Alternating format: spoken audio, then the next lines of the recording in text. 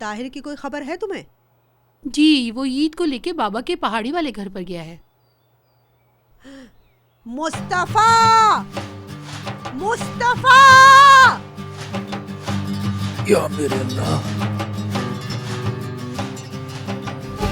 ये क्या हुआ है? ताहिर उस औरत को लेकर पहाड़ी घर पर चला गया है और तुम सुकून से सो रहे हो। हाँ, क्या कह रही हैं आप?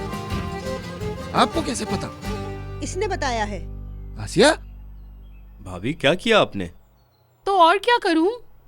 आपकी अम्मी ने बिना तैयारी के सुबह सुबह पकड़ लिया मुझे, मैं संभल ही नहीं पाई। हाँ, और अगर संभाल लिया होता तो छुपा लेती ना। हाँ, मुझे तो छुपाना ही था ना, और इसके अलावा मेरे पास कोई दूसरा रास्ता भी नहीं था। मुराद, मुराद, तुम्हें भी पता था ना? पता नहीं अब मैं क्या कहूँ, लेकिन क्या मैं हैरान होने का ड्रामा करता? अगर कुछ पता है तो बताओ, छुपाओ मत हमसे। अच्छा बस मुस्तफा, फौरन जाकर अपने भाई को लेकर आओ और उस औरत को उसके ससुराल जाके छोड़ो। चलो। जरा करके तो दिखाओ तुम। अगर ऐसा किया तो मैं भी बाबा के घर चली जाऊंगी। ओह, ये भी सही है। जाते हुए इसे भी छोड़ाना। ये तो कब से तैयार हैं। अम्मी, आप बात को ज्यादा ना बढ़ाएं। हाँ।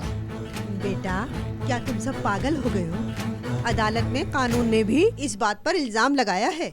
ये लोग पहाड़ों पे चले गए हैं इतने बड़े घर में अकेले। गांव क्या कहेगा, लोग क्या कहेंगे, हमारा तो तमाशा बन जाएगा। हाँ हाँ सानिया साहिबा, लोगों का क्या है, उनको तो मौका चाहिए बातें बनाने का।